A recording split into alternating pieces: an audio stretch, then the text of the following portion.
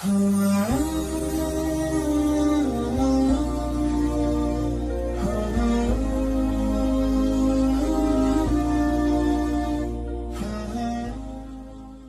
نبی کو مبعوث فرمانے کا ارادہ کیا، ورنہ دنیا کی بڑی بڑی دو سلطنتیں اور دنیا کے دیگر ممالک اور بادشاہتیں بھی موجود تھیں اور بڑے متمدن تھے، دنیاوی اعتبار سے بڑے زبردست اور طاقتور قومیں تھی، لیکن اللہ نے اس عرب کا انتخاب کیوں فرمایا، ہم اس سوال پر گزشتہ گفتگو کر چکے ہیں۔ آج ہم اپنے اس سلسلے کو بالکل آگے بڑھاتے ہوئے اور اس کو ہم بالکل سرکار کی پیدائش تک لے آئیں گے۔ بہت ساری باتیں جو غیر متعلقات ہیں ہم ان کو چھوڑیں گے، کیونکہ اصل مقصد سرکار کی سیرت کو سمجھنا ہے۔ تو اگلے ہفتے سے انشاءاللہ سرکار کی پیدائش سے سلسلہ شروع کریں گے۔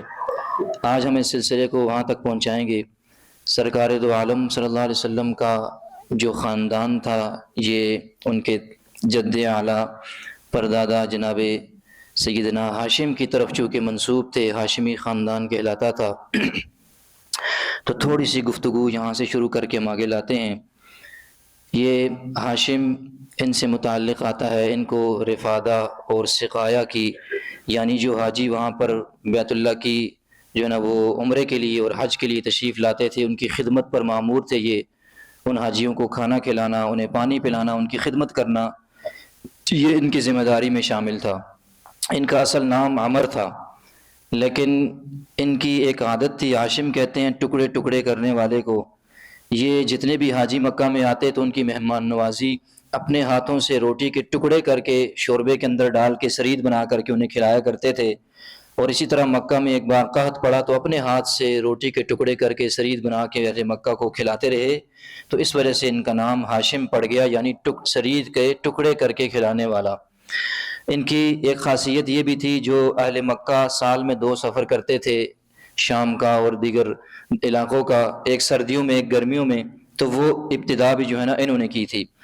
تو یہ ایک بار جو ہے نا تجارت کے لیے تشریف لے جا رہے تھے شام کی جانب، راستے میں جب مدینہ پہنچے وہاں کچھ قیام کیا تو وہاں ایک قبیلے کے سردار تھے، ان کی جو ہے نا وہ ایک قبیلے کی جو ہے نا وہ خاتون تھی سلمہ بنت عمر، ان کے ساتھ جو ہے نا نکاح کر لیا، وہاں شادی کر لی، کچھ دن وہاں گزارے اور پھر فلسطین اور شام کی طرف نکل گئے۔ شام پہنچ کر فلسطین پہنچ کر جب غزہ میں پہنچے تو وہاں ان کا انتقال ہو گیا ہاشم کا۔ پیچھے جو ان کی بیوی تھی جو نئی شادی کی تھی وہ حاملہ ہو گئی، ان کے حمل سے ایک بچہ پیدا ہوا، سر کے بالوں کے اندر پیدائش کے ساتھ ہی تھوڑے تھوڑے سفید بال تھے، تو اس بچے کا نام شیبہ یعنی سفید بالوں والا، سفیدی والا اس کا نام رکھ دیا گیا۔ یہی شیبہ ان کے جو دیگر بھائی تھے جناب ہاشم کے، یعنی جو مکہ کے اندر موجود تھے، انہیں معلوم نہیں تھا کہ ہمارے بھائی نے وہاں جا کر شادی کی ہے، اور شادی کے بعد اس کا ایک بچہ بھی وہاں پر اس کی وفات کے بعد ہو چکا ہے۔ بعد میں معلوم ہوا تو اس وقت اس بچے کی عمر شیبہ کی جو ہے نا وہ 10 یا 12 سال جو ہے نا وہ سیرت نگاروں نے لکھی ہے 10-12 سال ہو گئی۔ تو انہوں نے کہا کہ ہمارے بھائی کا خاندان ہے، اس کا لخت جگر ہے، اس کو لینے کے لیے مدینہ چلے گئے، لیکن اس بچے نے اپنی والدہ کے بغیر اجازت کے بغیر آنے سے انکار کر دیا۔ اب دیکھیں ہم نے جاہلیت کی صفات کو پہلے بھی پڑھا ہے، اب بھی دیکھیں ہم نے وہاں پر اور بہت ساری خرابیاں بھی پڑھی، بڑی صفات بھی پڑھی۔ یہ بچہ اپنے جو ہے نا چچا کے ساتھ آنے سے انکاری ہے کہ میں نہیں جاتا اس وقت تک، سیرت نگاروں نے لکھا کہ جب تک میری والدہ مجھے اجازت نہیں دیتی۔ یعنی اس جاہلی عرب کے معاشرے میں بھی بعض لوگوں کی تربیت ایسی ہو جاتی تھی، ایسی کرتے تھے کہ اپنے والدین، والد اور والدہ کا ادب اور احترام وہ لوگ اس وقت بھی کرتے تھے۔ تو یہ جو ہے نا انہوں نے، ان کے جو بھائی تھے جو لینے کے لیے گئے تھے، ان کے چچا، ان کا نام تھا مطلب، یہ مطلب لینے کے لیے گئے تو ان کی والدہ سے بات کی، والدہ نے انکار کر دیا، میں اپنے بچے کو آپ کے ساتھ نہیں جانے دیتی۔ تو آخر اس بات پر راضی کر لیا یہ کہہ کر کہ یہ اپنے والد کی سرداری اور حکمرانی کی طرف اور اللہ کے گھر بیت اللہ کے مسجد حرام کی طرف میں ان کو لے کر کے بیت اللہ کی طرف لے کر کے جا رہا ہوں، حرم کی طرف، اس بات پر راضی ہو گئی۔ جب لے کر کے آئے اونٹ پر بٹھا کر، تو پیچھے بٹھایا ہوا تھا اونٹ پر ساتھ، جب مکہ میں داخل ہوئے تو لوگوں نے سمجھا کہ شاید کسی غلام کو خرید کر کے جو ہے نا لے آئے ہیں، تو دور سے دیکھنے والوں نے آوازیں لگانی شروع کر دی کہ اب جو ہے نا مطلب اپنا ایک غلام لے کر کے آئے، عبد المطلب کے نام سے. تو نام ان کا شیبہ تھا. انہوں نے کہا کہ نہیں، یہ میرے بھائی ہاشم کا بیٹا ہے، میرا بھتیجا ہے، میرا غلام نہیں ہے. تو وہیں سے ان کا نام شیبہ کی بجائے عبد المطلب مشہور ہو گیا. سمجھ گئے آپ لوگ؟ ہم اس کو لے آئے ہیں جناب عبد المطلب تک، جو سرکار دو عالم صلی اللہ علیہ وسلم کے دادا تھے. اب دیکھیں کہ جناب عبد المطلب یہاں پر رہے، پرورش پائی. یہ جو ان کے مطلب چچا تھے یہ یمن تشریف لے گئے، وہیں ان کا سفر کے دوران انتقال ہو گیا. تو ان کی جو ذمہ داریاں تھیں، یعنی بیت اللہ کی جتنی ذمہ داریاں ان کے سپرد تھی، وہ ساری کی ساری جناب عبد المطلب کے حصے میں آ گئیں. ان کے حصے میں انہوں نے سلسلہ شروع کر دیا. لیکن چچا جو ہے نا وہاں پر وفات پا گیا. تو ایک اور ان کا چچا تھا نوفل کے نام سے، اس نے ان کے گھر کا جو سین کا اور باہر کا حصہ تھا اس پر قبضہ کر لیا زبردستی. انہوں نے آس پاس کے قریش والوں کو کہا کہ مجھے میرا حصہ جو ہے نا ان سے دلوایا جائے. انہوں نے کہا کہ آپ کے اور آپ کے چچا کے درمیان ہم نہیں حائل ہوتے، آپ کے چچا کا معاملہ ہے، آپس میں حل کر لو. اب یہاں پر بھی ایک بات سمجھ لیجئے، تفصیل میں نہیں جاتا ہوں. ہمارے ہاں بھی گھروں کے اندر یہ مسائل لگے رہتے ہیں، خاص کر چچاؤں کا والد اور اس والد کے بھائیوں کا آپس میں معاملہ ہر جگہ پر چلتا رہتا ہے. اس کے اندر بچوں کو اور دیگر خاندان کے چھوٹے افراد کو دخل اندازی کی کوشش کبھی نہیں کرنی، کیونکہ وہ آپس میں بھائی ہیں. آج لڑ رہے ہیں، جھگڑ رہے ہیں، ناراض ہیں، سال بعد 5 مہینوں بعد 2 سال بعد زندگی میں پھر انہیں راضی ایک ہی ہو جانا ہے. لیکن بچوں کی طرف سے کی گئی بدتمیزی، بچوں کی طرف سے کی گئی اپنے بڑوں کے ساتھ جو ہے نا وہ کسی بھی قسم کی بد اخلاقی، وہ ساری زندگی انسان کے دماغ کے اندر پھر رہتی ہے.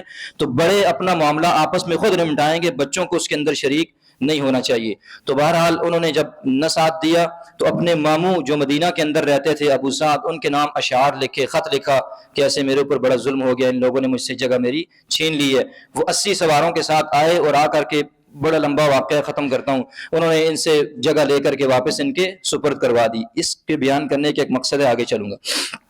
جب یہ سلسلہ ہو گیا تو جناب عبد المطلب جو ہے نا اس کے بعد ہم اپنے اصل مدعا کی طرف آتے ہیں کہ بہت ساری باتیں جناب عبد المطلب کے دور میں اور اس کے بعد چند واقعات ایسے زبردست ہوئے جو سرکار دو عالم صلی اللہ علیہ وسلم کی دنیا میں تشریف آوری کا پتہ دینے والے تھے، جو یہ بتانے لگے تھے کہ اس حصے میں، اس جگہ پر کچھ خاص تبدیلیاں اب رونما ہونے والی ہیں. یعنی آس پاس کے علاقے والوں کا ذہن اس جگہ سے متعلق اللہ کی طرف سے بنایا جا رہا تھا کہ یہاں پر کوئی مقدس معاملہ زبردست ہونے والا ہے. پہلے نمبر پر جناب عبد المطلب صحیح سند کے اندر، صحیح روایت کے اندر آتا ہے، صحیح سند کے ساتھ، کہ امام حاکم نے اس کو صحیح کہا ہے، فرمایا کہ میں حتیم کے اندر سو رہا تھا. یہاں بھی ایک بات سمجھ لیں، یہ حتیم کا جو علاقہ ہے، یہ بیت اللہ کی جو حصہ ہے، یہ اصل میں تو اس کے اندر شامل تھا. لیکن اہل مکہ نے ایک بار جو ہے نا اپنے حلال مال سے اس بیت اللہ کی تعمیر کی تھی، مشرکوں نے مکہ کے. تو ان کے پاس اور حلال پیسے نہیں تھے، حلال کی کمائی اور نہیں تھی، تو اس حصے کو باہر چھوڑ دیا کہ ہم حرام سے اس کی تعمیر نہیں کریں گے. حلال مال جتنا تھا اس سے بیت اللہ کی دیواریں کھڑی کر دی، باقی حصے کی نشاندہی کر کے اس کو چھوڑ دیا. یعنی ہم انہیں مشرک بھی کہتے ہیں، اور کیسے زبردست قسم کے مشرک، زمانہ جاہلیت کے مشرک، کہ بیت اللہ کے گھر کے اندر بھی 360 بتوں کی نمائش لگا رکھی ہے، ہر چیز کو ان کے سپرد کر رکھا ہے. لیکن پھر بھی کچھ چیزیں ان کے اندر ایسی زبردست تھیں کہ اللہ کے گھر کی عظمت کو سمجھتے تھے. میں نے پچھلی بار عرض کیا کہ سال میں 4 مہینے لازمی لوگوں کو سکون کرنے دیا کرتے تھے، نہ لوٹ مار، نہ قتل و غارت، نہ جنگ، نہ جدال، نہ قتال، کچھ نہیں. 4 مہینے اللہ کے گھر کی بڑی عظمت کا خیال کرتے تھے سال میں. اسی طرح جو ہے نا دیکھیں، حلال مال ختم ہو گیا تو نہیں بنایا، اس جگہ کو چھوڑ دیا. آج ان چیزوں کی بڑی کمی ہے. مکہ کا مشرک اور کافر اللہ کا گھر بنانے میں اس نے خیال کیا کہ حرام کی کمائی اس کے اندر نہ لگے.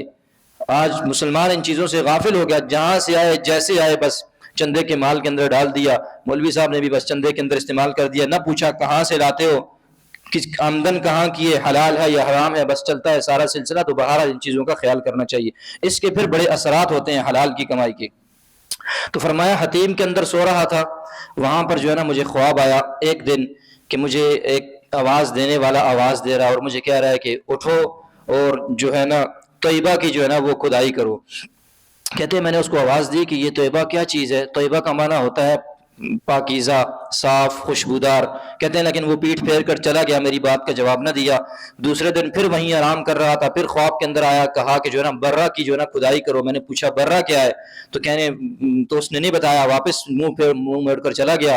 اور برہ کا معنی بھی پاکیزہ اور صاف ستھرا ہوتا ہے. اسی طرح تیسرے دن پھر خواب میں کہا مظنونہ کی جو ہے نا وہ کھدائی کرو. تو مظنونہ کا مطلب ہوتا ہے ایسی چیز جس کو آپ قیمتی چیز اتنا سنبھال کر رکھتے ہو کہ کسی اور کے ہاتھ آپ نہ لگنے دیتے ہو، یعنی اس کے اندر آپ حسد کرتے ہو کہ کسی اور کے ہاتھ نہ لگے، یہ اتنی قیمتی چیز ہے صرف میرے پاس ہی رہے.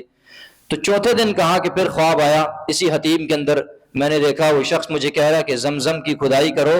ہم نے پچھلی دفعہ پڑھ لیا تھا جب بنو جرم کو یہاں سے مار بھگایا ان کی زیادتیوں کی وجہ سے، تو اس وقت جو ہے نا جن لوگوں نے یہاں پر قبضہ کر لیا بنو خزاعہ والوں نے، تو یہ جرہم والے جاتے ہوئے جتنے بھی نوادرات تھیں، جتنی چیزیں تھیں سونے کی جو بیت اللہ کی ملکیت میں چیزیں تھیں، اور زمزم اور جو ہے نا یہ حجر اسود کا جو پتھر ہے، یہ سارے کے سارے کنویں میں ڈال کر اس کو ایسا برابر کر دیا زمزم کے کنویں کو، کوئی نام و نشان اس کا باقی نہیں رہا، بالکل نام و نشان مٹ گیا. تو خواب کے اندر اب یہ دکھلایا گیا کہ ابراہیم علیہ السلام کا، جناب اسماعیل کا وہی کنواں زمزم والا، اس کو دوبارہ اب یہاں پر جو ہے نا کھودنا چاہیے. تو خواب کے اندر جو ہے نا کہا زمزم کی کھدائی کرو. تو پوچھا زمزم کیا ہے، کہا کہ زمزم یہ ایسا زبردست پانی ہے جو کبھی خشک بھی نہیں ہوگا اور کبھی اس کے پانی کے اندر کمی بھی نہیں آئے گی. اور یہ بھی ساتھ فرمایا اس کہنے والے نے کہ یہ ایسی چیز ہے جو گوبر اور خون کے درمیان جو چیز ہوتی ہے اس جیسی خوراک جیسی چیز تمہیں مہیا، اس جیسی خوراک جیسی چیز ہے. یعنی قرآن نے اس کو بتایا من بین فرث ودمن لبنا خالصا سائغا للشاربین. جانوروں کا تذکرہ کرتے اللہ نے فرمایا کہ ان کے گوبر اور ان کے خون کے درمیان میں سے میں تمہیں صاف ستھرا خالص دودھ تمہیں نکال کر کے دیتا ہوں، جس کے اندر ذرا بھی گندگی کی، خون کی، کسی بھی چیز کی آمیزش نہیں ہوتی، خالص صاف ستھرا سفید خون تمہیں سفید جو ہے نا دودھ نکال کر کے دیتا ہوں. تو اس جگہ پر فرمانے کا مطلب یہ ہے کہ جیسے دودھ انسان کی خوراک کے لیے کافی ہوتا ہے، ایسے ہی زمزم کا پانی بھی انسان کی خوراک کے لیے کافی ہوگا. اس کی حدیث میں بہت سارے فضائل آئے ہیں. ایک حدیث کے اندر آتا ہے، صحیح روایت ہے، فرمایا سرکار نے صلی اللہ علیہ وسلم کہ جو شخص جس نیت کے ساتھ زمزم کے پانی کو پیتا ہے اس کی وہ نیت پوری ہو جاتی ہے. حدیث کے الفاظ ہے، فرمایا اگر کوئی شفا کی نیت سے، بیماری کی شفا کی نیت سے پیے تو اللہ اسے شفا عطا فرمائیں گے. کوئی جو ہے نا اس کو کھانے کو بھوک کی طلب ہو، اس کی نیت سے پیے تو اس کی بھوک مٹ جائے گی. کوئی پیاس کی شدت کی وجہ سے پیے گا، اس کی پیاس مٹ جائے گی. تو بہرحال جس بھی نیت کو انسان کر کے زمزم کے پانی کو پی لے، انسان کی جو ہے نا وہ نیت پوری ہو جاتی ہے. تو پہلے نمبر پر ہم نے کہا کہ سرکار نے فرمایا اگر کسی بیماری سے شفا مانگنے کے لیے پیا جائے تو اللہ شفا عطا فرماتے ہیں. تو چاہے جسمانی بیماری ہو یا روحانی کوئی مسئلہ ہو، دونوں قسم کی بیماریوں کی نیت کر کے انسان اس کو پیے، اندر سے بغض، کینہ، حسد اور جو ہے نا حب جاہ، حب مال، کسی بھی چیز کی اندر کی بیماریوں کی انسان اصلاح کی نیت کر لے، یا جسمانی بیماریوں کی، اللہ ضرور شفا عطا فرماتا ہے، کیونکہ صحیح روایات کے اندر آتا ہے. تو فرمایا کہ انہوں نے اٹھے صبح، ان کا ایک بیٹا تھا حارث جناب عبد المطلب کا، اس کو ساتھ لیا، کنویں کو کھودنا شروع کیا. جب تھوڑا سا کھود کر کے رہے تو دیکھا نیچے اس جو کنواں تھا اس کی منڈیر جب نظر آنی شروع ہو گئی تو تکبیر اللہ اکبر کا نعرہ لگایا کہ مجھے جو خواب کے اندر دکھلایا گیا بالکل مل گیا، صحیح بات مجھے بتلائی گئی. جب یہ نعرہ لگایا تو اب آس پاس کے لوگ جمع ہو گئے، اہل قریش. انہوں نے کہا کہ ہمیں بھی اس کھدائی کے اندر انہیں سمجھ میں آ گئی کہ وہ جو ہم نے زمزم کے کنویں سے اور پانی سے متعلق سنا تھا ان کو مل گیا. یہ جو صبح سے کھدائی کو لگے تو اس کا مطلب ہے کہ ان کو جو چیز چاہیے تھی یہاں پر، پہلے تو وہ ان لوگوں نے ساتھ نہ دیا، وہ تو یہی سوچ رہے تھے کہ بس ویسے لگے ہیں خوابوں پر جو ہے آ کر کھدائی کرنی شروع کر دی ہے. جب دیکھا واقعتاً کنواں نکل آیا اور پانی نکلنے والا تو کہا کہ اب تمہیں ہم اکیلے کھدائی نہیں کرنے دیں گے، ہمارا بھی حق ہے اس کے اوپر. تو جناب عبد المطلب نے کہا کہ نہیں، اللہ نے مجھے خواب کے اندر دکھلایا اور بیت اللہ کی یہ ذمہ داریاں پانی پلانے کی، کھانا کھلانے کی میرے سپرد ہیں، تمہارا اس میں کوئی شرکت نہیں ہے، تو یہ بھی میرا ہی حق ہے، میں اکیلا کروں. نے کہا کہ نہیں، یہ اکیلے آپ کی ملکیت میں نہیں ہوگا، ہم آپ سے لڑیں گے. تو جناب عبد المطلب نے کہا کہ ایک بندہ انصاف کے طور پر متعین کر دو جو ہمارا فیصلہ کر دے. ان لوگوں نے یہ بات آپس میں طے کی اور یہ بات طے کی کہ بنو سعد کی ایک عورت ہے کاہنہ، جو وہ شام کے علاقے میں رہتی ہے، اس کے پاس جاتے ہیں، جو فیصلہ اس نے کیا ہمیں منظور ہوگا.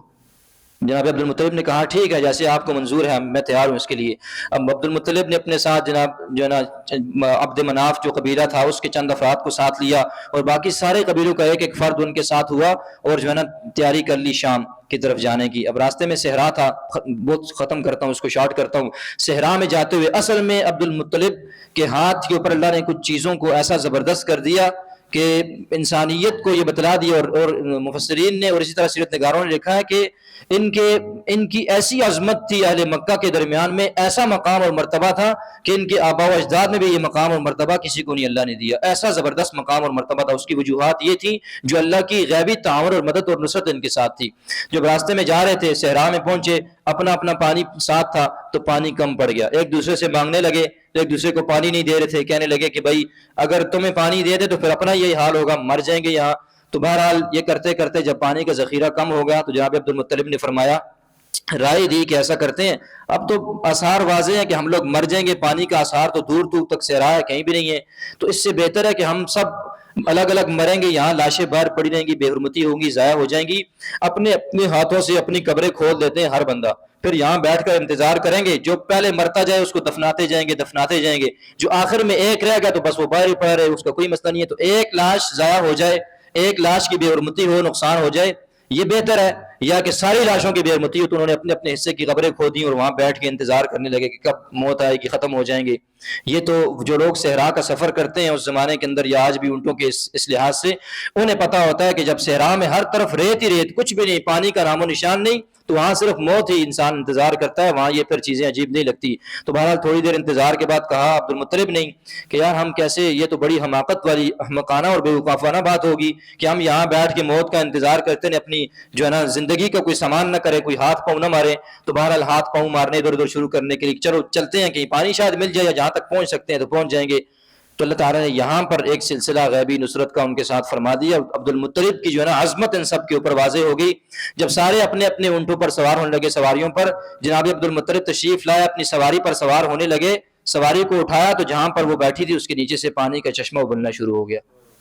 تو اسی جگہ پر جو ان کے ساتھی تھے، عبد مناف والے جو لوگ ان کے ساتھ جا رہے تھے، انہوں نے جلدی جلدی پانی پیا، سیراب ہو گئے، اپنے مشکیزیں پانی کی جو بوتلیں شوتلیں تھی ساری بھر لی انہوں نے، بھر کے اب یہاں پر انہوں نے اپنے ساتھیوں سے کہا کہ تم بھی آ جاؤ، تم لوگ تو ہمارے ساتھ زیادتی کر رہے تھے لیکن چلو تم بھی آ جاؤ، اپنے مشکیزیں بھر لو، پانی پی لو، سیراب ہو جاؤ۔ ان کے ساتھ نیکی کی برکت سے ان کو پانی سے سیراب کر دیا، ان کو بھی پانی پلا دیا۔ انہوں نے کہا کہ عبد المطلب، اللہ نے یہاں اس صحرا کے اندر جہاں پانی کا کوئی نام و نشان نہیں، اللہ نے آپ کی لاج رکھی اور آپ کو یہاں پانی دے دیا، تو اس کا مطلب ہے کہ اس پانی کے اوپر بھی جو زمزم کا کنواں ہے، حق آپ کا ہی ہے، جو صحرا کے اندر آپ کو سیراب کر سکتا ہے، وہاں مکہ کے اندر بھی بیت اللہ کے پاس آپ ہماری سیرابی کا ذریعہ بنیں گے، اس کے اوپر بھی آپ کا حق ہے۔ تو شام جاتے ہوئے رستے سے یہیں پر ہی فیصلہ کر لیا اور واپس جو ہے نا واپس آ گئے۔ اب یہاں پر دو واقعات عبد المطلب کی ذہن میں آ گئے۔ نمبر ایک، جب ان کا چچا فوت ہوا مطلب، تو اس وقت جو ان کے چچا، دوسرے چچا نوفل نے ان کی جگہ پر قبضہ کر لیا، تو ان کے پاس اس کے دفاع کے لیے کچھ نہیں تھا، کبھی اپنے قریش کے لوگوں سے مدد مانگ رہے تھے، کبھی اپنے ماموں سے مدد مانگ رہے تھے، اور ایک یہ واقعہ کہ ابھی میرا ایک بچہ حارث میرے ساتھ ہے، تو میں ان کا مقابلہ تو نہیں کر سکتا تھا سارے قریش والوں کا، تو یہ اتنا لمبا سفر کے لیے ٹھانی، لیکن اللہ نے درمیان میں مدد فرمائی۔ تو اس وقت یہ منت مانی، نظر مانی کہ اللہ اگر تو نے مجھے 10 بیٹے عطا کیے اور وہ 10 کے 10 جب بڑے ہو جائیں اور میرا بچاؤ کر سکیں، یعنی جوان ہو جائیں، تو میں اس بات کی منت اور نظر مانتا ہوں کہ ان میں سے ایک بچے کو جو ہے نا تیرے نام پر جو ہے نا کعبہ کے پاس، بیت اللہ کے پاس ذبح کر دوں گا، قربان کر دوں گا تیرے نام کے اوپر۔ اللہ کا کرنا، بعد میں پھر ایسا ہی ہوا، اس بات کو پھر آخر میں لائیں گے۔ تو بہرحال یہ منت مان لی۔ اچھا یہاں پر یہ بات سمجھ لیجیے، پھر اس بات کو وہاں ختم کریں گے۔ یہ منت اور نظر کا اسلام میں کیا تصور ہے؟ یاد رکھیں، گناہ کی نافرمانی کی منت ماننا یہ ناجائز اور حرام ہے، یعنی میرا فلاں کام ہو گیا تو میں فلاں گناہ کا کام کر لوں گا، یا ایسی فالتو قسم کی جو ہے نا منت مان لینا کہ میرا کام ہو گیا تو میں یہاں سے یونیورسٹی چوک تک پیدل چلا جاؤں گا جوتے اتار کر، یا میرا اگر کام ہو گیا تو میں چھت پر چڑھ جاؤں گا، اس قسم کی بہت ساری فالتو نا، یا میں یہاں سے فلاں پیر صاحب کے دربار تک پیدل چلا جاؤں گا، تو اس کا کچھ ثواب نہیں ہونا، یہ منت عبث ہے، فالتو ہے، فارغ ہے، اس کا نہ عمل کرنا ضروری ہے اور اس کو بلکہ چھوڑنا ضروری ہے، کوئی اس پر عمل نہیں۔ ہاں ایسے کام جو نیک کام ہوں اللہ کی طرف سے اور انسان کے فرائض اور واجبات میں شامل نہ ہوں، کیونکہ فرض اور واجب تو انسان نے پہلے ہی پورے کرنے ہیں، تو فرض اور واجب کے علاوہ کسی بھی نیک کام کی منت مانی جا سکتی۔ مثال کے طور پر میرا فلاں کام ہو گیا تو میں اتنے روزے رکھ لوں گا، میرا فلاں کام ہو گیا تو اتنے پارے قرآن کی تلاوت کروں گا، اتنے وافل پڑھوں گا، اتنے لوگوں کو کھانا کھلاؤں گا، کچھ بھی نیک کام کی نیت مانی جا سکتی ہے، بالکل ٹھیک ہے۔ اور یہ بات قرآن مجید سے ثابت ہے. جب محرم جو ہے نا وہ احرام سے فارغ ہو جائے تو قرآن مجید میں ہم نے پڑھا ثم لیقضوا تفثهم وليوفوا نذورهم، پھر وہ اپنے یعنی جب احرام باندھا ہوتا ہے تو اس وقت تو نہانے کی اجازت نہیں ہوتی، خوشبو لگانے کی، نہانے کی. جب احرام سے محرم جو ہے نا حاجی یا عمرے والا فارغ ہو جاتا ہے پھر اس کو نہانے کی میل کچیل دور کرنے کا حکم ہے. ثم لیقضوا تفثهم، جب احرام اتار دو پھر نہا لو، دھو لو، اپنی میل کچیل کو اتار لو. وَلْيُوفُوا نُذُورَهُمْ، پھر اگر کوئی منت تم لوگوں نے مانی ہو اس منت کو بھی پورا کر لو. اسی طرح جو ہے نا 29ویں پارے کے اندر بالکل آخری صورت کے اندر بھی جو ہے نا جہاں نیک لوگوں کی صفات بیان کی گئی، وہ جنت میں نہروں کے پاس ہوں گے، کافور والی نہروں سے پانی پیئیں گے، اس نہر کو جس جانب موڑنا چاہیں گے موڑ لیں گے. جہاں یہ تذکرہ ہوا تو کن لوگوں کو یہ نہریں اور یہ جنت کی نعمتیں عطا ہوگی، اس میں سب سے پہلا لفظ جو جنتی صفات لوگوں کی تھی وہ یہ تھی یوفون بالنذر، جو اپنی منتوں کو اور نظروں کو پورا کرتے ہیں، جو اپنی منت مانگنے کے بعد اس کو پورا کرتے ہیں. احادیث میں بہت ساری اس میں تفصیل ہے، میں ایک صرف سناتا ہوں. ایک صحابی سے روایت ہے، فرمایا کہ ایک صاحب تشریف لائے سرکار کے پاس، عرض کیا کہ یا رسول اللہ میں نے منت مانی تھی میرا بیٹا ہوگا تو اس کی خوشی میں میں فلاں جگہ پر، ایک جگہ کا نام لیا، وہاں پر میں جو ہے نا اونٹ ذبح کروں گا. تو سرکار نے پوچھا صحابہ سے کیا اس جگہ پر کوئی بت وغیرہ تو نہیں رکھا ہوا تھا زمانہ جاہلیت میں؟ تو صحابہ نے کہا کہ نہیں. پھر پوچھا کہ اگر وہاں کوئی میلہ ٹھیلا کوئی اس قسم کا کام تو نہیں ہوتا تھا زمانہ جاہلیت میں، کوئی مشرک ایسا کام وہاں کرتے ہو؟ کہا نہیں. فرمایا کہ پھر جاؤ وہاں پر اپنی نظر پوری کر لو. یعنی منکرات والی جگہوں پر، اللہ کی نافرمانی والی جگہوں کی منتیں ماننا یہ ناجائز اور حرام ہے، وہ نہیں پوری کرنی. اگر اس کے علاوہ کوئی منت ہے نیک کام کی تو پوری کی جا سکتی ہے. اور یہ صرف یہ کوئی اللہ کے اوپر احسان نہیں ہوتا بلکہ یہ ایک نیکی ہوتی ہے جو انسان ایک عام کام کو، مباح کام کو، مستحب کام کو، نفل کام کو اپنے اوپر پورا کر لیتا ہے، کرنا اس کے اوپر پھر ضروری ہوتا ہے. اگر ایک شخص اس نے منت مان لی پھر مجبور ہو گیا پوری نہیں کر سکتا، ایسی منت مان لی کہ میں ساری زندگی روزے رکھوں گا، اب کہاں ہمت ہے پھر روزے رکھ سکے. یا اس قسم کی کوئی بھی میں حج پر چلا جاؤں گا یا عمرے پر، پھر بعد میں پیسے نہ ہوں یا فارغ نہ ہو، کچھ بھی ہو سکتا ہے، تو پھر اس کا کفارہ اس کو ادا کرنا پڑے گا. کفارہ یہی ہے، یعنی اللہ کے ساتھ معاہدہ کیا تو اب اس کا کفارہ دینا پڑے گا. کفارہ کیا ہے؟ جو قسم کا کفارہ ہے، یعنی 3 لگاتار روزے رکھنا، یا 10 مسکینوں کو 2 وقت کھانا کھلانا، یا 10 مسکینوں کو کپڑے پہنا دینا. بہرحال یہ اس کا کفارہ ہے. یہ چونکہ نظر کی بات درمیان میں آ گئی تھی تو میں نے اس کا تذکرہ کر دیا. اسی طرح جو ہے نا اس سے اور مزید آگے چلتے ہیں. ہم نے پچھلی بار یہودیوں نے یمن پر قبضہ کیا اور وہاں اصحاب الاخدود کا واقعہ میں نے آپ کے سامنے، انہوں نے لوگوں کو خندقوں کے اندر پھینک کر جو ہے نا آگ لگا دی، آگ کے اندر پھینک دیا. اس پر رومیوں کی شہ پر حبشیوں نے یمن سے جو ہے نا وہ آ کر کے اس پر قبضہ کیا اور ان کی شہ سے آ کر، اور میں نے بتایا تھا کہ اریات یا اربات نامی ایک ان کا سردار تھا جس نے یہ ساری جگہ قبضہ کی، تو اسی کا ایک کمانڈر بعد میں فوج کا اٹھا، اس نے جو ہے نا یہ 525 میں انہوں نے قبضہ کیا اور 543 میں اس کے اپنے کمانڈر ابرہا نے اپنے بادشاہ کو قتل کر کے خود گورنر وہاں پر بن گیا اور پیچھے بادشاہ کو بھی راضی کر دیا. تو یہ جو میرے خیال سے پتہ چلتا ہے کہ یہ بہت پرانا طریقہ کار ہے جو ہے نا، یہ آمرانہ طریقہ اپنے جو ہے نا وقت کے حکمرانوں کو معزول کر کے ان کی جگہوں پر قبضے کر لینا اور پھر حکمرانی کرنا، یہ ابرہا کے دور سے چلتا آ رہا ہے. تو ابرہا نے بھی یہی کام کیا تھا، آمرانہ حکومت کو قائم کر دیا. تو بہرحال اس کے بعد ابرہا کو میں نے وہاں چھوڑ دیا. تو اب دیکھیں اب ابرہا کا سلسلہ یہاں پر آپ صلی اللہ علیہ وسلم کی وفات سے 50 یا 55 دن پہلے پھر یہ ابرہا کا واقعہ پیش آیا. اس نے جب وہاں پر یمن میں اپنی سرداری قائم کر لی تو اس نے عیسائی تھا، اس نے عیسائیت کی تعلیم کو فروغ دیا. اس نے دیکھا کہ یار میرے یمن کے عرب لوگ جو ہیں یہ بھی جو ہے نا مکہ جاتے ہیں، وہاں پر ایک گھر ہے اس کے گرد چکر لگاتے ہیں اور بڑی اس کی عظمت کا خیال کرتے ہیں، بڑی محبت رکھتے ہیں اس گھر کے ساتھ. تو اس نے کہا کہ یہ کون سی بات ہے میرے علاقے کے لوگ ہوں، یہ اندر کا انا ہے، اپنے ذات کا انا ہے، اپنے علاقے کا قوم کی انا ہے کہ یار کیوں ہمارے علاقے کے لوگ دوسرے علاقے میں جا کے جو ہے نا پتھروں کے گرد اور ایک گھر کے گرد چکر لگائیں. تو اس نے کہا کہ میں یہاں، اس نے صنعاء جو مقام تھا یمن کے اندر شہر تھا، اس جگہ پر اس نے ایک کلیسا، ایک گرجا تعمیر کر دیا. کلیس نامی، اس کا نام کلیس رکھا، اس جگہ کا، اس گھر کا نام تھا جو کلیسا تھا. تو اس نے کہا اس نے بڑا خوبصورت طرز تعمیر اختیار کیا، اس کو بڑا زبردست بنایا، اس کے اندر بھی بیت اللہ کی طرز کی عمارت بنائی کہ اب لوگ اس کو چھوڑ کر، وہ پرانا ایک گھر بنا ہوا ہے، بہترین خوبصورت مزین گھر میں نے بنایا ہے، تو لوگ یہاں پر آ کر کے جو ہے اس کا طواف کریں اور یہاں چکر لگائیں، وہ مکہ والے کو بھول جائیں. تو بہرحال یہ اس کے اندر کی ایک خباثت تھی جس کا وہ اظہار کرنا چاہ رہا تھا. بہرحال یہ بات اس کے آس پاس کے قریبی لوگوں نے تو چلیں قبول کر لی جو اس کی سلطنت میں تھے، لیکن جو عرب لوگ تھے ان کے دلوں میں یہ بات آ گئی. بنو کنانہ کا ایک شخص تھا اور رات کے وقت ایک دن چکر لگانے گیا وہاں پر عمرہ کی ادائیگی کے لیے. اس نے جو ہے نا رات کو کوئی بھی نہیں تھا، اس نے پاخانہ جو ہے نا وہ ساری اس کی دیواروں کے ساتھ اور اندر جو ہے نا اس کو لیپ کر دیا، مل دیا، سارا آ گیا. جب یہ واقعہ ہوگا دوسرے دن لوگوں نے دیکھا کہ اندر تو غلاظت بھری ہوئی ہے اور گندگی اور بدبو ہے اندر. تو ابرہہ نے کہا کہ اس کا مطلب ہے کہ عرب جو ہے نا وہ ہمارے اس قبلے کے ساتھ اور ہماری اس بنائی جگہ کے ساتھ انہوں نے ایسا کام کیا ہے. اس نے وہاں پر قسم کھائی اور اس نے ارادہ کر لیا کہ میں جو ان کا بیت اللہ مکہ کے اندر ہے اس کو گراؤں گا, اس کی میں اینٹ سے اینٹ بجا کر کے رکھوں گا. تو اس نے 60,000 کا لشکر تیار کیا, جس کے اندر 9 یا 13 ہاتھی بھی تھے, اس کا اپنا بھی ہاتھی تھا. اور ہاتھیوں کو لانے کا واحد مقصد اس کا یہ تھا کہ میں ان کی گردن میں زنجیریں ڈالوں گا اور پورے بیت اللہ کے چاروں دیواروں کے ارد گرد زنجیریں گھما کر ان ہاتھیوں کو مختلف سمتوں میں جب میں دوڑاؤں گا پھراؤں گا تو بیت اللہ کی دیواریں ایک ہی جھٹکے کے ساتھ ساری گر جائیں گی, تو ان کا بیت اللہ جو ہے نا منہدم ہو جائے گا. اس سوچ اور فکر کے ساتھ اس نے پیش قدمی شروع کر دی. اب پیش قدمی شروع کی تو وہیں جو ہے نا راستے میں حمیر کا ایک بادشاہ تھا ذو نفر جس کا نام تھا, وہ اپنے وفاداروں کو اپنی قوم کے عرب کے لوگوں کو لے کر کے آیا. اس نے جنگ کی, لڑائی کی اس کے ساتھ, لیکن شکست کھائی کیونکہ 60,000 کا لشکر تھا دوسری طرف, لیکن اس کو اپنی طرف سے روکنے کی کوشش کی, شکست کھائی, پھر گرفتار ہو گیا, قید ہو گیا.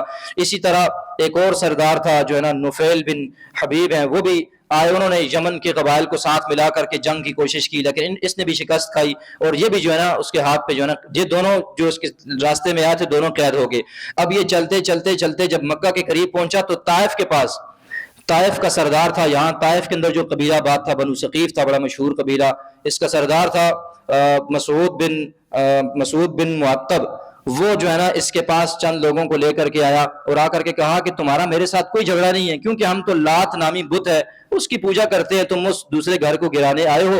تو اس نے کہا کہ ہمارا آپ کے ساتھ کوئی مسئلہ نہیں ہے, آپ ہمارے بادشاہ ہیں, سردار ہیں, ہماری طرف سے کوئی لڑائی اور جنگ نہیں ہے آپ کے ساتھ, ہمارا یہ آپ کے ساتھ تعاون ہے, ہمارا اس کے اندر اعانت ہے کہ میں اپنا ایک خادم اور غلام دیتا ہوں, ایک بندہ دیتا ہوں جو اس بیت اللہ تک آپ کو راستہ دکھائے گا, آپ کی رہنمائی کر دے گا, آپ کو ساتھ لے جائے گا, یعنی رہبر جیسے ہماری زبان میں, آپ کو میں ایک رہبر دیتا ہوں جو آپ کو وہاں تک چھوڑ دے گا. اس کا نام تھا ابو رغال. ابو رغال اس کے ساتھ چلا گیا. یہ تھوڑا سا آگے جا کر مغمس نامی جو ہے نا ایک جگہ تھی, وہاں پر انہوں نے پڑاؤ ڈالا, ٹھہر گیا. یہ جو رہبر تھا یہ وہاں پر فوت ہو گیا, اس کی قبر وہیں بنا دی. اور اس شخص کے ساتھ, یہ پھر آگے میں بات کروں گا, اس شخص کی قبر وہاں پر بن گئی جو رہبر بن کے گیا تھا ان باہر سے آنے والے لوگوں کے ساتھ. اس کے ساتھ لوگوں نے بعد میں اتنی نفرت کی اس واقعے کے بعد, اس کی قبر کے پاس سے جو شخص بھی گزرتا ہے اس علاقے کا اہل مکہ میں سے, وہ اس کی قبر پر پتھر مارا کرتے تھے کہ یہ غدار ہے اور باہر والے آنے والے لوگوں کے ساتھ اس نے مل کر کے ہمارے اوپر ان کو راستہ دکھایا اور چڑھائی کی کوشش کی. تو بہرحال یہاں اس نے اپنے ایک اور سردار کو بھیجا چند سواروں کے ساتھ. وہاں اس نے جناب عبد المطلب کے اروک نامی جگہ تھی, وہاں 200 اونٹ ان کے بھی چر رہے تھے, دیگر لوگوں بھی تھے, تو ان کے 200 اونٹ پکڑ کر کے جو ہے نا یہ لے آیا اس کا ایک سردار ابرہہ کا. تو پھر اس نے ایک اور ایلچی بھیجا جناب عبد المطلب کے پاس اور ان سے کہا کہ یہ پیغام دیا کہ میں تو اس بیت اللہ کا میرے ساتھ معاملہ ہے, میں اس کو صرف گرانے آیا ہوں, اہل مکہ کے ساتھ یہاں کے لوگوں کے ساتھ لڑنا یہ میرا کام ہے ہی نہیں ہے. اگر آپ لوگ راستے میں آؤ گے تو پھر جان سے جاؤ گے, اور اگر مجھے راستہ چھوڑتے ہو دیتے ہو میں بیت اللہ کو گرا کر واپس چلا جاؤں گا, تمہارے ساتھ تمہارے علاقے کے ساتھ میرا کوئی کام نہیں, واپس چلا جاؤں گا. تو سیدنا عبد المطلب بڑے سمجھدار تھے, اللہ نے بڑی صفات اور صلاحیات سے نوازا تھا. انہوں نے کہا کہ ہمیں اس بات سے کوئی غرض نہیں ہے کہ یہ بیت اللہ کو گرانے کے لیے آیا ہے, تو یہ جانے بیت اللہ جانے. اور چلے کہا میں تمہارے کہا اگر آپ کو کوئی مسئلہ نہیں ہے تو پھر آپ آ جائیں میرے سردار کے پاس, اس سے بات کر لیں ابرہہ کے ساتھ. یہ اس بندے کے ساتھ الجی کے ساتھ آ گئے سردار کے پاس. اللہ نے جناب عبد المطلب کو ایسا رعب والی شخصیت تھی, ایسا رعب عطا فرمایا ہوا تھا, ایسی وجاہت تھی شخصیت کے اندر کہ ابرہہ اپنے جو ہے نا تخت کے اوپر بیٹھا ہوا تھا, لیکن تھا تو انا پرست, تھا تو متکبر. جیسے ہی عبد المطلب کو آتا ہوا دیکھا تو ان کی شخصیت سے اتنا متاثر ہوا کہ یہ بڑی ہی بزرگ اور محترم ہستی معلوم ہوتے ہیں, اللہ کی طرف سے یہ نور یہ نورانیت ان کے اندر رکھی گئی تھی. تو کہا کہ جو ہے نا ان کو دیکھ کر کے اس کے دل میں یہ بات آئی کہ یار اس عظمت والے شخص کا یہ مقام اور مرتبہ نہیں ہے. اب یہ تو نہیں کر سکتا تھا کہ اپنے اس بہترین تخت کے اوپر اپنے ساتھ بٹھا لے, اس کی انا اور تکبر گوارا نہیں کرتا تھا, تو خود اور یہ بھی گوارا نہ کیا کہ میں اوپر بیٹھا ہوں, یہ اتنی بزرگ عظیم شخصیت نظر آ رہی ہے میرے نیچے زمین پر بیٹھا ہو. خود نیچے اتر کر ان کے ساتھ قالین پر بیٹھ کے وہاں گفتگو شروع کر دی. جب بات چیت شروع کی تو جناب عبد المطلب نے پہلا ہی سوال کیا کہ میرے جو ہے نا 200 اونٹ تمہارا ایک سردار پکڑ کر کے لے آیا ہے, تو وہ جو ہے نا وہ مجھے واپس کر دو, میں اونٹ لینے آیا ہوں. اس نے کہا کہ یار میں نے آپ کو اتنی عظمت والا, آپ کے عظمتوں والے جس گھر کے آپ متولی ہو اس کے تقدس کو میں سمجھا کہ یار بہت بڑی شخصیت ہوگی, اپنے گھر کی عظمت کے لیے گڑگڑاؤ گے, مانگو گے, بات کرو گے. کہا کہ آپ کی جو عظمت اور محبت اور تقدس میرے دل میں آپ کو دیکھ کر آیا تھا نا, وہ سارا کا سارا ختم ہو گیا. تو جو عبد المطلب نے پوچھا کیوں ختم ہو گیا؟ کہا کہ آپ کو اپنے اونٹوں کی پڑی ہے، وہاں آپ کا جو مذہبی گھر ہے میں اس کو غرق اور برق کرنے کے لیے، تباہ برباد کرنے کے لیے آ گیا ہوں۔ تو جب نے آپ نے اس کی توجہ نہیں کی، اپنے جو ہے نا اونٹوں کے مطالبہ کر دی، تو آپ کے ساری عظمت جو میرے ذہن کو دل و دماغ میں تھی خاک میں مل گئی، آپ کا مقام اور مرتبہ میری نظروں سے گر گیا۔ تو جناب عبد المطلب نے اس وقت فرمایا کہ انا رب الابل وللبیت رب سیمنعہ، انا رب الابل، کہ وہ ابرہا میں جو ہوں نا میں اونٹوں کا مالک ہوں، تو مجھے اسی لیے اپنے اونٹوں کی فکر ہے۔ وَلِلْبَيْتِ رَبٌ، وہ جس گھر کے لیے تم لڑنے کے لیے آئے ہو، تم تو خود کہتے ہو ہم تمہارے ساتھ لڑنے نہیں آئے، اس گھر کا بھی ایک مالک اور رب ہے۔ مجھے اگر اپنے اونٹوں کی فکر ہے تو اس گھر کے مالک کو اپنے جو ہے نا گھر کی ضرور فکر ہوگی، وہ تم جانو اور اس گھر کا مالک جانے۔ اس نے کہا ٹھیک ہے پھر یہ اس نے جملے کہے کہ اگر تم راستے میں نہیں آتے تو تمہارا رب بھی اس جو ہے نا گھر کو پھر مجھ سے نہیں بچا سکتا۔ تو بہرحال عبد المطلب اپنے ساتھیوں کو لے کر جو ہے نا وہ بیت اللہ کے دروازے کو جو ہے نا وہ کنڈے کو جو ہے نا کھڑکا کر اللہ سے گڑ گڑا کر دعا کی کہ یا اللہ ہم تو اس لشکر جرار کا اپنی حیثیت کو دیکھیں تو مقابلہ نہیں کر سکتے، اور اگر تو ان لوگوں کو یہاں پر مسلط کرنا چاہتا ہے تو پھر ہم جو مرضی کر لیں ہم ان کا مقابلہ نہیں کر سکتے، ہم مارے جائیں گے، ہم گرفتار ہو جائیں گے۔ تو یہ تیرا گھر ہے، تو اگر اس کی عظمت کو اور ہمارا متولیت کو یہاں بچانا چاہتا ہے اور ساری دنیا کے لوگوں کو یہاں آنے کے لیے چھوڑنا چاہتا ہے، تو پھر جو ہے نا یا اللہ تو خود ہی اپنے گھر کی حفاظت فرما۔ یہ دعا گڑ گڑیا کر کی اور وہاں سے اپنے سارے لوگوں کو کہہ دیا کہ آپ آس پاس گھاٹیوں میں اور پہاڑیوں کی طرف چلے جاؤ، اور چلے گئے۔ وہاں سے دیکھتے رہے کہ یہ لوگ آ کر کے کیسے گرائیں گے، کیا کریں گے۔ اب کچھ چیزیں تقدیر میں اللہ کی طرف سے متعین ہوتی ہیں، انسان اپنی بہت تدبیر کرتا ہے۔ 60,000 کا لشکر سوچنا بہت آسان ہے، اور پھر اس کے ساتھ جو ہے نا وہ ہاتھیوں کا ساتھ لے کر کے آنا، اور پھر ان کی پہلے سے لوگوں کے دماغوں کے اوپر دھاک کا بیٹھا ہونا کہ یار یہ جہاں جاتے ہیں جھنڈے اپنے گاڑ دیتے ہیں، جہاں جاتے ہیں وہاں پر فاتح بن کر کے آتے ہیں، اور راستے میں آنے والے سرداروں کو ان کے لشکروں کو شکست دے کر ان کو قیدی بنا کر بھی ساتھ لے آئے۔ تو ان کی ہیبت اور رعب لوگوں کے دلوں میں پہلے سے بیٹھا ہوا تھا۔ لیکن جب یہ وادی مغمس سے نکل کر وادی محصر تک پہنچے تو یہاں پر پھر اللہ تعالیٰ نے اپنی قدرت کا جو ہے نا مظہر تھوڑا سا ان کو دکھایا۔ سمندر کی طرف سے چڑیوں کا ایک غول تھا، چڑیوں جیسی جو ہے نا وہ پرندہ تھا، ان کا غول در غول وہ آتے تھے، اور اس 60,000 کے لشکر کے اوپر 3 کنکریاں، یہ سورۃ الفیل کے الم تر کیف فعل ربک باصحاب الفیل، اللہ نے ان فیل ہاتھی والے لوگوں کے ساتھ کیا معاملہ کیا۔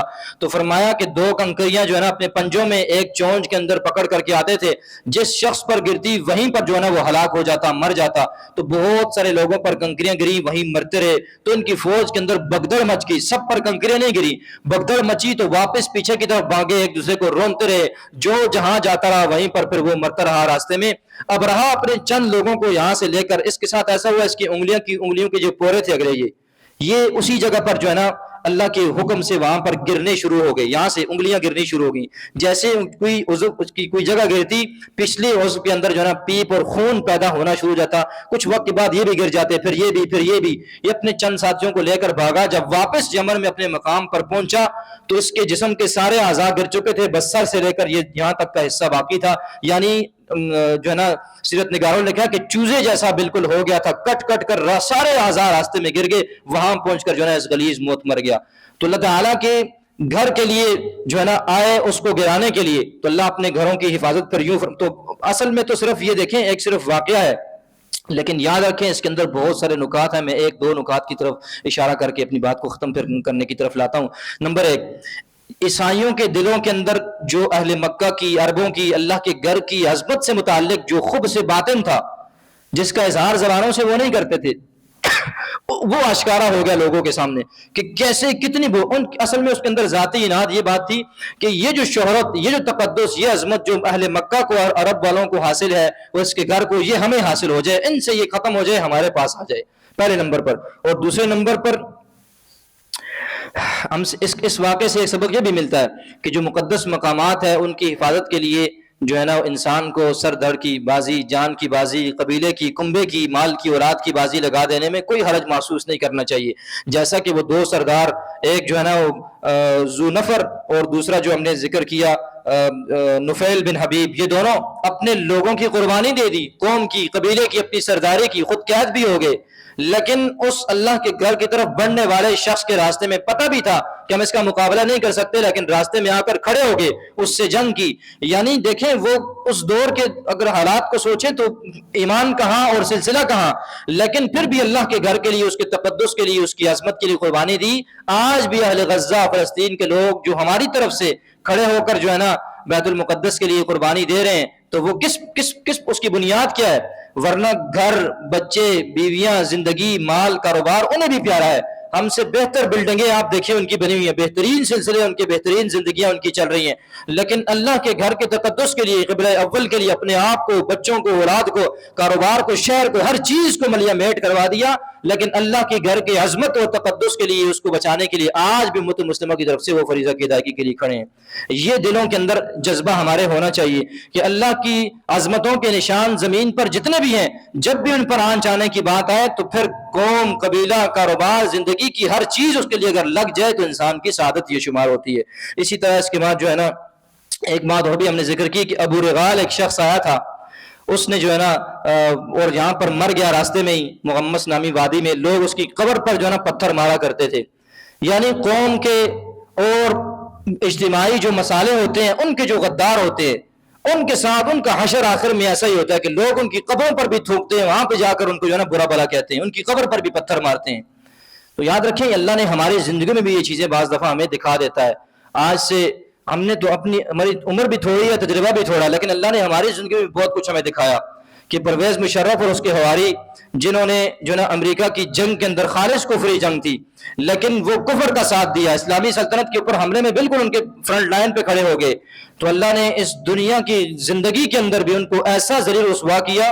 جو جاوید چودھری نے اس کی زندگی میں اس کے اوپر جو ڈاکیومنٹری بنائی کہ اس کو جو بیماری اس کو لگی ہے وہ دنیا میں 4-5 لوگوں کو ہی تھی اور کسی کو نہیں تھی، پڑا رہتا تھا ہر وقت. اللہ نے ایسا ذلیل رسوا کیا کہ پھر سنگین غداری کیس کے اندر ہمارے ملک کی عدالتوں میں بھی اس کو جو ہے نا موت کی سزا سنائی. اور بہرحال اس سے بھی آگے اس کے کچھ قباحتیں اور بھی تھی. میں نے کل جمعے کے بیان کے اندر ہم نے ایک بات پڑھی تھی کہ اس غلیظ نظام کے اندر ایک بات یہ بھی ہے کہ انصاف نہیں ہے اس کے اندر. اسلام کے نظام کے اندر حکمران بھی جواب دہ ہوتا ہے. صدیق اکبر نے فرمایا تھا رضی اللہ عنہ کہ میں جواب دہ ہوں، اگر میں کوئی غلط کام کروں گا کوئی بھی مجھ سے پوچھ سکتا ہے. لیکن اس نظام کے اندر میں نے بتایا صدر کو استثناء حاصل ہوتا ہے، سفیروں کو استثناء حاصل ہوتا ہے، اور آگے چلے تو عالمی سطح پر جو ہے نا ویٹو کی جو پاور ہے، جو مستقل رکن ہے سلامتی کونسل کے، ان کو ویٹو پاور کا اختیار ہوتا ہے. کسی بھی قرارداد کو ویٹو کر دیں، ختم کر دیں، اس پر پھر ووٹنگ، اس پر گفتگو نہیں ہو سکتی. تو اسی طرح جو ہے نا میں نے بتایا تھا سفیروں کا بھی. تو اس مشرف کے دور کے اندر جو افغانستان کے سفیر تھے مولا عبدالسلام ضعیف جن کا نام تھا، بغیر کسی جرم کے پکڑ کر کے جو ہے نا امریکہ کے حوالے کرنا، اور مسلمانوں کے کئی اپنی کتاب کے اندر خود لکھا کہ میں نے کئی مجاہدین کو بہت سارے 800 کا اعتراف تو خود کیا، میں نے جو ہے نا ان کے حوالے کیے. عافیہ صدیقی اس کے دور کے اندر جو ہے نا امریکنز کے حوالے کر دی گئی. تو اس کی ان جرائم کی سزا پھر دنیا میں اللہ نے دکھائی. اور اس کا دوسرا جو امپورٹ کیا ہوا شوکت عزیز تھا، اس کی بھی آج زندگی کے حالات آپ لوگ جا کر ذرا سرچ کر لیں کہ اللہ نے کیسی ذلت اور رسوائی اس شخص پر آج مسلط کی ہوئی ہے کہ اس کے اوپر کیسے معاملات اور حالات ہیں، اس کا تصور بھی انسان نہیں کر سکتا. تو یاد رکھیں قوم کے اور اسلام کے اور اجتماعیت کے جو غدار ہوتے ہیں، اللہ زندگی کے اندر ان کو اسی طرح جو ہے نا ساری دنیا کے لیے نشان عبرت بنا کر کے رکھتا ہے. اللہ ہمیں ایسا بننے سے محفوظ فرمائے. اسی طرح جو ہے نا ایک بات یہ بھی پتہ چلتی ہے کہ اللہ کے جو شاعر ہیں ان کے خلاف اگر کوئی کھڑا ہوتا ہے تو پھر رب جو ہے نا خود اس کے مقابلے میں آ کر کے کھڑا ہو جاتا ہے. یعنی بیت اللہ کا معاملہ اللہ کے ساتھ تھا، تو ابرہا نے سوچا میں وہ 2-4 اینٹیں ہیں، پتھر ہیں، گرا کر کے آ جاؤں گا، لیکن اللہ نے جو ہے نا اس کا مقابلہ ایسا کیا. یہاں سے یہ بات سمجھنی چاہیے ہمیں کہ دیکھیں ہمارا کسی بھی معاملے میں کسی بھی شخصیت کے ساتھ اختلاف ہو سکتا ہے. مثال کے طور پر آسان کرتا ہوں، امام کے ساتھ اختلاف ہو سکتا ہے، کسی مسلک کے ساتھ اختلاف ہو سکتا ہے، لیکن یاد رکھیں یہ مساجد چاہے کسی بھی مسلک کی ہو، مسجد مسجد ہوتی ہے. ہمارا امام سے 1000 دفعہ اختلاف ہو سکتا ہے، مسجد اللہ کا گھر ہوتا ہے. آپ مسلک سے 100 دفعہ اختلاف کر سکتے ہیں، لیکن کسی کی مسجد سے آپ کبھی اختلاف نہیں کر سکتے. وہ قیامت تک کے لیے مسجد اللہ کا گھر ہے. آپ مسجدوں سے کبھی کسی کو نہ روکیں، نہ کسی مسلک کی مسجد سے، نہ کسی اور مسجد سے. آپ کا کوئی معاملہ ہے تو وہ آپ تک محدود ہے، لیکن اللہ کے گھروں سے لوگوں کو روکنا اور ان کو ذاتیات پر لینا، یہ بات یاد رکھیں یہ انتہائی سخت ترین تنبیہ ہے اللہ کی طرف سے اس کی طرف. پھر اور میں چند دن پہلے جو ہے نا یہ جب ہمارا اس ملک کا بجٹ تو نہیں تھا، IMF سے ہمارا جو سودی قرضہ پاس ہوا تو ملک کا وزیر اعظم جو ہے نا وہ قوم کو خوشخبری سنا رہا تھا. آپ دیکھیں کہ قرآن میں ہے کہ فَأْذَنُوا بِحَرْبٍ مِّنَ اللَّهِ وَرَسُولِهِ کہ اللہ اور اس کے رسول سے جنگ ہے، سود لینا اور دینا. تو وہ قوم کو یہ نوید سنا رہا تھا کہ بھائی اللہ کا اس بات پر نعوذ باللہ اس کے الفاظ ہیں کہ اللہ کے اس بات پر شکر ادا کرتے ہیں کہ یہ IMF سے ہمارا قرضہ پاس ہو گیا ہے. آپ تصور کریں اس بات کے اوپر کہ کتنی آپ اللہ سے جنگ کر کے یہ سمجھتے ہیں اس پر اللہ کا شکر بھی ادا کر رہے ہیں کہ آپ کو کوئی عقل، کوئی اسلام کے مطابق فیصلے کی قوت آپ کے ذہنوں کے اندر ہو، آپ کو پتہ ہو کہ ہم زبانوں سے کیا الفاظ استعمال کر رہے ہیں. تو یاد رکھیں آپ اپنی مجبوریاں ہزار بیان کریں، لیکن غلطی کرنا، گناہ کرنا، سخت ترین حرام کا ارتکاب کرنا، پھر اس پر جرت دکھانا کہ اس پر اللہ کی شکر انسان نعوذ باللہ ادا کرنے لگ جائے، تو اللہ تعالیٰ ہمیں اس کی سمجھ نصیب فرمائے. اسی طرح جو ہے نا بس آخری ایک دو باتیں کرتا ہوں بہت. اسی طرح جو ہے نا بیت اللہ کی عظمت جو تھی نا، یہ بھی لوگوں کے دلوں میں اللہ نے اس واقعے کے ذریعے ڈال دی. اور ان کے جو متولی تھے جناب عبد المطلب، جو سارے سلسلے کے، تو پوری دنیا کے لوگوں کو یہ بات اس واقعے سے ایک دم یہ خبر آگ کی طرح، جنگل کی آگ کی طرح پھیل گئی. رومی اور فارسی جو اس دور کی بڑی دو قوتیں تھی، ایک دوسرے پر نظر رکھتے تھے. جب ان کو یمنیوں کو شکست ہوئی جو ہے نا حبشی، چونکہ یہ رومیوں کے معاملہ ہوگا، تو جلد اگلے چند سالوں کے اندر انہوں نے ان پر آ کر کے قبضہ کر لیا. تو بہرحال اس سے ساری دنیا کی نظریں اس بات پر جم گئی کہ یہ جو بیت اللہ گھر ہے، اللہ خود جس کے مقابلے میں اتر کر کے آیا اور اس کے لشکر کا یہ حال کیا، تو ضرور یہاں کوئی مقدس معاملہ ہے، یہاں کوئی بہترین معاملہ ہے. اسی لیے بعد میں جب سرکار کی یہاں پر پیدائش ہوئی تو لوگوں کی نظریں پہلے سے اس بیت اللہ کے بارے میں اور اس کے تذکرے لوگوں کی زبانوں پر تھے کہ وہاں پر اللہ نے ایسا معاملہ فرمایا. تو بیت اللہ بھی، اس کے متولی بھی، دونوں عظیم لوگ تھے، اس لیے اللہ نے ان کی اپنی طرف سے جو ہے نا ان کا دفاع فرمایا. اسی طرح آخری بات اس واقعے کے اندر کہ دیکھیں، ہم نے اس دن جو تفسیر کے اندر ہمارا سبق چل رہا ہے، اہل روم کا جو قصہ تھا کہ غلبت الروم، رومی مغلوب ہو گئے ہیں اور اس کے مقابلے میں فارسی جو ہے نا مجوسی ان پر غالب آ گئے. تو میں نے بتایا تھا کہ اہل کتاب تھے عیسائی، تو ان کے ساتھ مسلمانوں کی ہمدردیاں تھی. مکہ کے مشرک کہتے تھے جیسے ہمارے مجوسی بھائی شرک کرنے والے وہ وہاں پر جو ہے نا عیسائیوں پر، اہل کتاب پر غالب آئیں، ایسے ہی ایک دن ہم بھی تمہیں مکہ سے نکال دیں گے، تمہارے اوپر غالب آ جائیں گے. تو مسلمانوں کی ہمدردیاں کس کے ساتھ تھی؟ اہل کتاب عیسائیوں کے ساتھ. تو یہاں پر آپ دیکھیں کہ بیت اللہ کے جو متولی اور آس پاس لوگ ہیں، بت رکھے ہوئے ہیں، بتوں کی پوجا کر رہے ہیں، شرک کرنے والے لوگ ہیں. اللہ مشرکوں کے مقابلے میں، مشرکوں کے حق میں اہل کتاب کے ساتھ جو ہے نا ان کے خلاف آ کر کے ان کا جو ہے نا مشرکوں کا دفاع کر رہے ہیں. تو یہاں سے ایک نقطے کی بات یہ پتہ چلتی ہے کہ اللہ تعالیٰ شرک کو تو برداشت کر سکتے ہیں، لیکن غاصب کو اور ظالم کو اور ایسے ظلم کو جو دنیا کے لیے جو ہے نا وہ ظلم کا نشان بن جائے، ظلم کے مینارے بن جائے، اللہ اس کو برداشت کبھی بھی نہیں کرتے. یعنی اہل کتاب تو آسمانی سلسلے سے متعلق تھے عیسائی، لیکن اس کے مقابلے میں اللہ نے مدد اور نصرت کس کی فرمائی؟ اہل مکہ کی، جو جہاں پر جو بتوں کو پوجنے والے تھے. تو اصل میں تو اہل مکہ کی جو نہیں تھی، اصل میں تو بیت اللہ کی عظمت تھی. لیکن ان مشرکوں میں سے اور اہل کتاب میں سے اللہ نے اہل کتاب کو غرق و تباہ و برباد کیا اور مشرکوں کو کچھ نہیں کہا. کیوں؟ شرک کو اللہ برداشت کر لیتا ہے لیکن ظلم کو اللہ تعالیٰ برداشت نہیں فرماتے. تو کبھی بھی ظلم کا ساتھ کبھی انسان نہ دے، نہ اس کے خلاف بول سکتا ہو تو اپنی زبانوں کو خاموش رکھیں، اس کی صفوں میں جا کر انسان نہ کھڑا ہو. اللہ ہمیں اس کی سمجھ نصیب فرمائے. آخری بات، چونکہ ہم اگلی دفعہ اس کو شروع کریں گے سرکار دو عالم صلی اللہ علیہ وسلم کی پیدائش سے، تو ان کے جناب عبد المطلب کے 10 بیٹے تھے، نظر مانی تھی کہ 10 بیٹے اللہ عطا فرمائے گا. تو ان میں سے جو ہے نا ان میں سے میں ایک کو کعبہ بیت اللہ کے پاس قربان کر دوں گا. تو جب یہ بچے بڑے ہو گئے، جناب عبد المطلب نے جو ہے نا اپنے سارے بچوں کو جمع کیا اور کہا کہ میں نے فلاں وقت میں یہ نظر اور منت مانی تھی، تو تمہارا کیا خیال ہے؟ 10 کے 10 بچوں نے کہا بالکل، آپ جو ہے نا جس کو مرضی لے جائیں، ہم ذبح ہونے کے لیے تیار ہیں. تو اس وقت قرآن اندازی کی ترتیب یہ تھی کہ حبل نامی جو بت ہم نے پچھلی بار تذکرہ کیا، وہ شام سے بنو خزاع کا سردار عمر بن لوہا لے کر کے آیا تھا. وہ بت، اس بت کے پاس جو ہے نا اس کا قیم تھا جس کے پاس تیر ہوا کرتے تھے، ان تیروں کے اوپر جو ہے نا 10 بیٹوں کے نام لکھے. اس نے تیر گھما کر کے جب نام نکالا تو عبداللہ کا نام نکلایا، سیدنا عبداللہ کا جو سرکار کے والد تھے ان کا نام نکلایا. اب اس کے جو ننہال تھے اس بچے کے، جو ان کی یعنی والدہ کی طرف سے نانی اور اس کے شزار تھے وہ، اور ان کے جو ہے نا ایک اور بھائی تھے ابو طالب، عبداللہ کے بھائی ابو طالب، ان کا تذکرہ پھر بعد میں چونکہ آتا رہے گا. یہ انہوں نے کہا کہ نہیں، اس بچے کو قربان نہ کریں. خوبصورت بھی رج کے تھے اور شخصیت بھی بڑی زبردست تھی اور سب سے چہیتے بھی تھے. ابو طالب بھی بڑی محبت کرتے تھے، ان کے ننیال کا جو خاندان تھا وہ سارا بھی بڑی محبت کرتا تھا. پھر کہا میں جب اس کو قربان نہ کروں تو پھر بتاؤ کیا کروں؟ کہا کہ ایک کاہنہ عرافہ عورت ہے اس کے پاس چلتے ہیں. تو اس نے کہا کہ آپ 10 اونٹوں کی قرآن اندازی کرتے رہیں، اس بچے کا بھی نام لکھتے رہیں. جب اس بچے کا نام نہ آئے، اونٹوں کا نام آ گیا، تو وہیں پر جو ہے نا بس کر دینا. تو یہ ڈالتے رہے 10 اونٹوں کے ساتھ کو اس بچے کا نام ڈالتے رہے, ہر بار عبداللہ کا نام نکلتا رہا. جب 100 تک تعداد پہنچ گئی تو پھر جو ہے نا اونٹوں کا نام نکل آیا, تو 100 اونٹ وہیں پر قربان کر دیے. کسی انسان کو, کسی جانور کو, کسی کو جو ہے نا پابندی نہیں تھی, جو آ کر کے گوشت لے جائے, اللہ کے نام پر چونکہ کیے تھے, جو جانور کھا لے. تو بہرحال اس سے پہلے عرب کے اندر ایک شخص کا خون بہا, دیت جو تھی وہ 10 اونٹ تھی, اس واقعے کے بعد 100 اونٹ کر دی گئی. تو دیکھیں اسی لیے سرکار نے فرمایا کہ میں ابن الذبیحتین, میں 2 جو ہے نا ذبیحوں کا بیٹا ہوں. یعنی جناب اسماعیل بھی ان کے آبا و اجداد میں سے, ان کو بھی قربانی کے لیے اب جناب ابراہیم لے گئے تھے, اور ان کے والد جناب سیدنا عبداللہ کو بھی جو ہے نا ذبح کرنے کے لیے لے گئے تھے, لیکن دونوں کو اللہ نے ذبح نہیں ہونے دیا. تو بہرحال سرکار دو عالم صلی اللہ علیہ وسلم کی سیرت کے یہ سارے پہلو, یہ سارے واقعات اور یہ ساری محبتیں کہ ان کی آبا و اجداد اور نسب کے اندر بھی اللہ نے اتنی محبتیں رکھی, اللہ نے ان کی بھی اتنی مدد اور نصرت فرمائی ان کے نسب کو بچا کر, کہ سارے عالم کے اندر, سارے لوگوں کے اندر ان کو ممتاز فرمایا, اور پھر اس نسب اور سلسلہ اور لڑی کو بڑا ہی پاکیزہ رکھ کر کے جو ہے نا سرکار کی پیدائش تک اس کو لائے. اللہ تعالی ہمیں اس کو سمجھنے کی, اس کے ساتھ محبت رکھنے کی, اور سرکار دو عالم صلی اللہ علیہ وسلم کی زندگی کو سیکھنے کی, عمل کرنے کی توفیق نصیب فرمائے. وما علیہ الا البلاغ المبین.